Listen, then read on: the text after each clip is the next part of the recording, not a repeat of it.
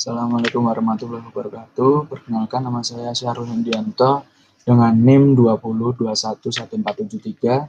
Saya berasal dari mahasiswa transfer Amikom tahun 2020. Yang saya hormati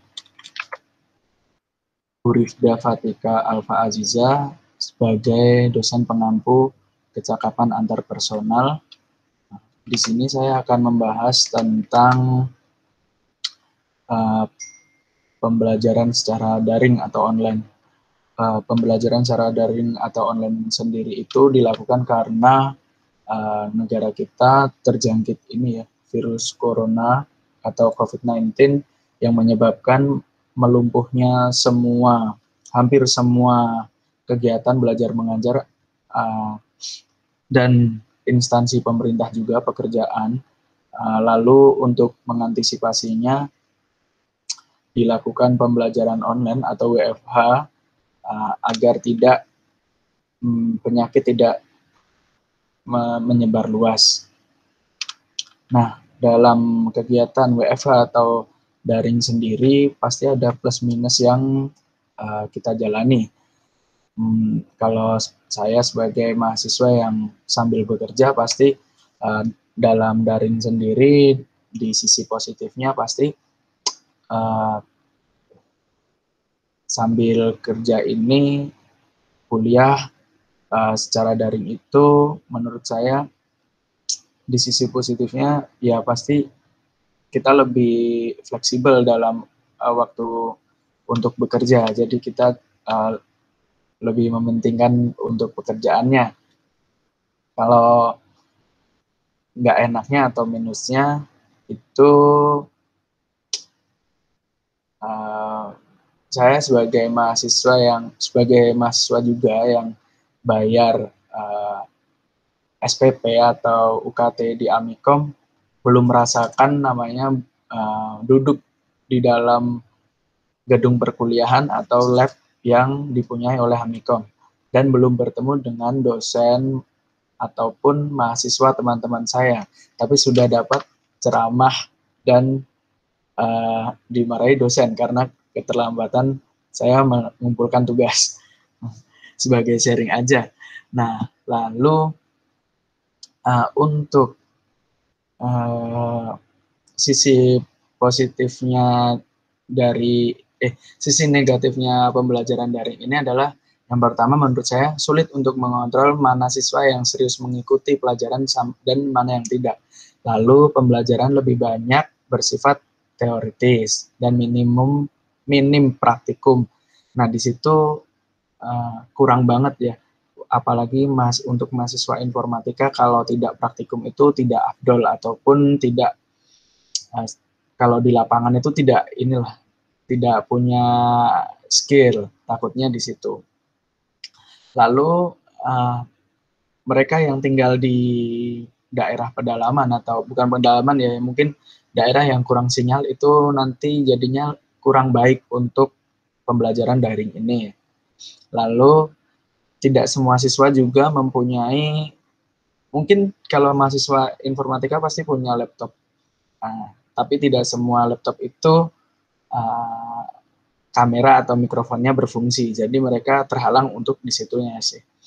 Lalu banyak sekali distraksi yang mengganggu saat kita belajar ya, misal kita baru belajar gitu, HP bunyi, terus ada chatting masuk, ada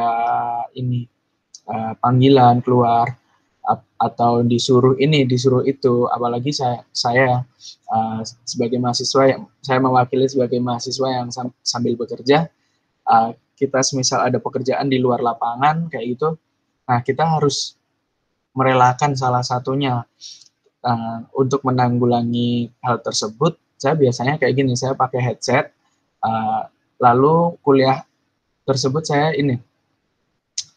online tapi cuman dengerin suaranya dan saya tidak bisa melakukan interaksi seperti menjawab salam atau simpelnya aja menjawab salam itu tidak bisa karena tombol di headset itu berfungsinya sebagai saat pemutar musik, bukan untuk telepon di Zoom seperti ini, di Zoom atau di Google Meet. Nah, lalu itu sisi negatifnya ya. Kalau kelebihannya ya pasti ada, misalnya waktu dan tempatnya lebih efektif. Jadi bisa di mana aja asalkan ada koneksi internet kayak gitu.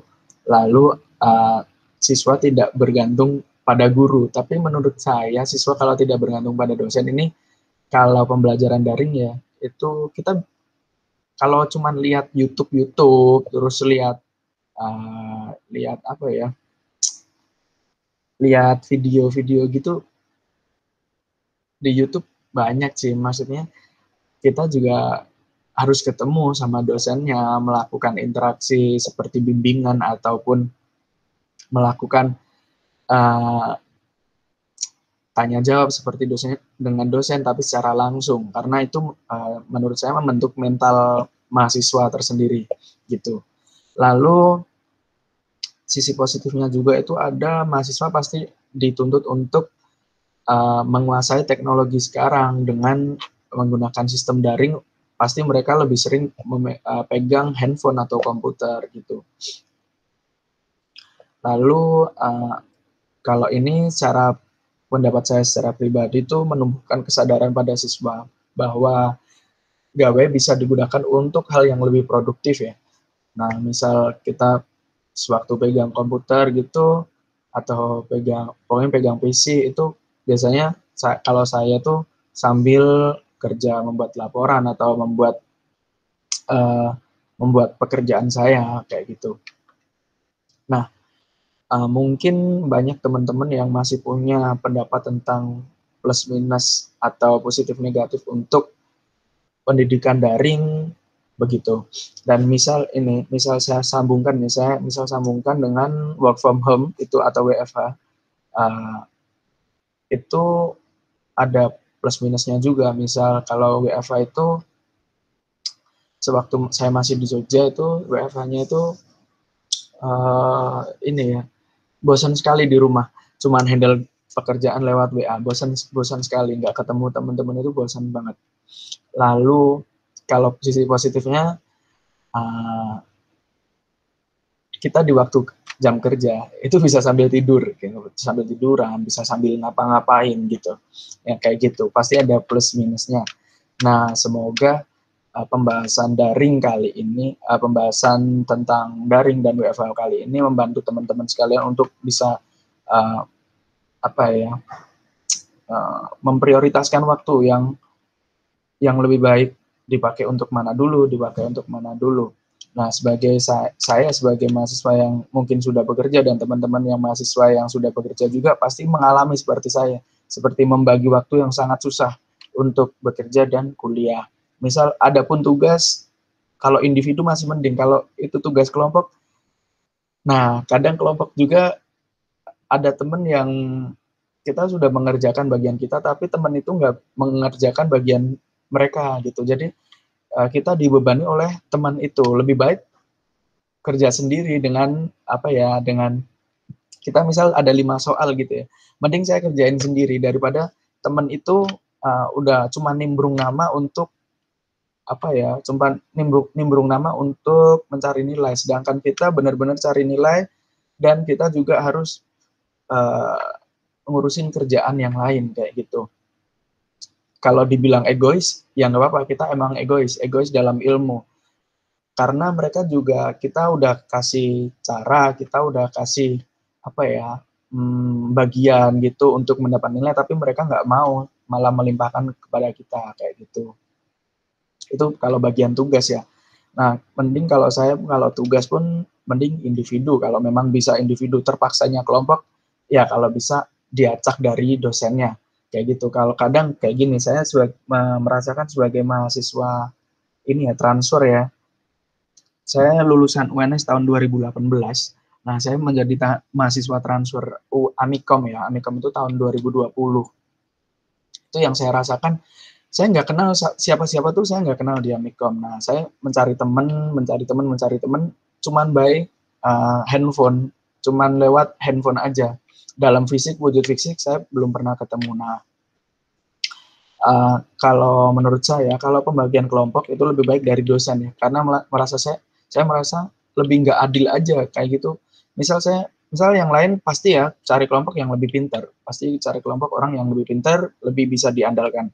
Tapi kayak saya seperti ini dapat kelompok kadang orang yang apa ya, ada di beberapa mata pelajaran saya mendapat kelompok yang tidak mau bekerja sama dan saya merasa dirugikan di situ. Saya bekerja tapi yang lain enggak. Dan ketika penilaian saya juga mendapat nilai yang kurang baik karena kelompoknya itu. Nah, di situ mending saya bekerja sendiri saja gitu. Uh, tapi saya kadang juga gini, kurang baiknya juga kadang dosen yang dijelaskan oleh saya misalnya menjelaskan ke dosen, uh, kalau ini tim saya kurang ini dan begitulah. Nah, itu kadang dosen ya itu kesalahan kamu pas memilih kelompok. Sedangkan saya tidak tahu menahu orangnya tersebut kayak sifatnya kayak gimana dan saya belum pernah ketemu orang tersebut kayak gitu ya menurut saya.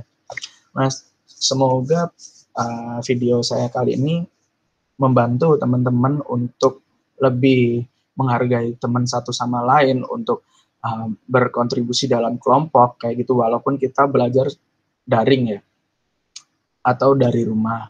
Nah, mungkin sekian penjelasan dari saya mengenai pembelajaran daring dan WFH. Nah, nantinya mungkin kedepannya semisal saran saya berguna mungkin bisa diterapkan di kehidupan, bukan kehidupan ya, mungkin di waktu selanjutnya, bukan kehidupan selanjutnya, tapi waktu selanjutnya. Tapi ketika saran saya tidak berguna, jangan dipakai, tapi dibuang saja. Nah, mungkin saya juga minta maaf di sini saya menggunakan ruang teknisi untuk presentasi karena di ruangan saya sendiri bercampur dengan admin-admin lainnya. Di sini jadi mohon maaf untuk Bu Rifda, saya menggunakan ruang teknisi atau yang ruang tidak tertata karena ruang saya dipakai untuk beberapa orang. Jadi nggak enak kalau presentasi banyak suara yang masuk begitu. Terima kasih Bu Rifda Fatika untuk pengampu mata pelajaran kecakapan antarpersonal. Mohon maaf bila ada kata yang salah atau menyinggung hati. Wassalamualaikum warahmatullahi wabarakatuh.